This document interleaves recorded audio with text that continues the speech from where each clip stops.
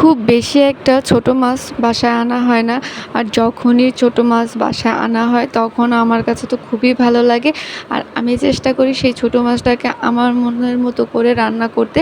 তো আজকে আমি আমার সেই ছোট মাছটাকে এমনভাবে রান্না করব যাতে খেয়ে সবাই ফিদা হয়ে যায়। তো চলুন, প্রথমে আমি এখানে মাছটাকে খুব ভালো করে ধুয়ে নিয়েছি। ছোট মাছটা কিন্তু খুব ভালো করে ধুতে হয়। তো ধুয়ে তারপর লবণ, হলুদ আর মরিচ, তারপরে পেঁয়াজ কুচি বেশি করে দিয়ে দিয়েছি। এই ছোটো মাছটাকে পেঁয়াজ কুচিটা বেশি দিলে যেটা হয় আর কি, একটু মাখা মাখা হয়। তারপরে এখানে দিয়ে দিয়েছি আমি টমেটো, আর আজকে মাছটা সম্পূর্ণ রান্না করব আমি কাঁচামরিচ দিয়ে। তারপর সাথে আমি একটু গুঁড়ামরিচ দিয়েছিলাম।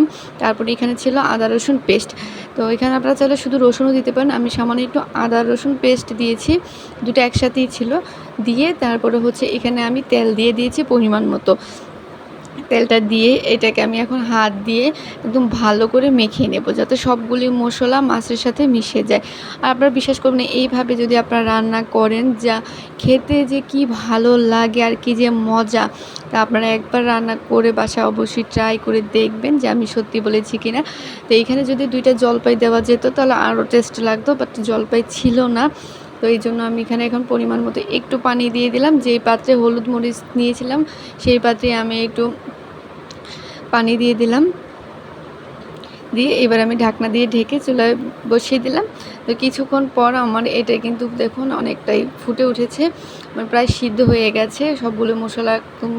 তো এখন আমি এটাকে উঠাবো না, এটাকে আরও একটু মাখা মাখা করতে হবে। তো চারপাশে যাতে লেগে না যায় সেজন্য আমি এখানে একটু আবার নাড়াচাড়া করে দিলাম।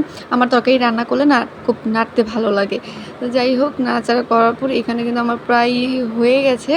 দেখুন হয়ে গেছে। এবার আমি ধনেপাতা দিয়ে এটাকে আমি তুলে নেব।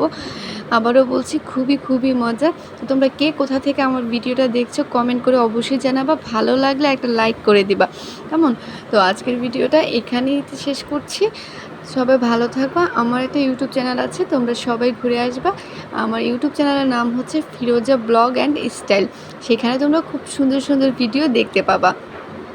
ঠিক আছে? তো অবশ্যই কিন্তু আমার পেজটাকে সাবস্ক্রাইব করে দিবে। আর ফেসবুক থেকে যারা দেখছো তারা কিন্তু অবশ্যই ফলো করে দিবে। তো এই হচ্ছে আমার ফাইনাল লুক তরকারির। তো কেমন হয়েছে আজকের ভিডিওটা প্লিজ প্লিজ সবাই কমেন্ট করে জানাবা। ভালো থাকবা সবাই, সুস্থ থাকবে। আল্লাহ হাফেজ।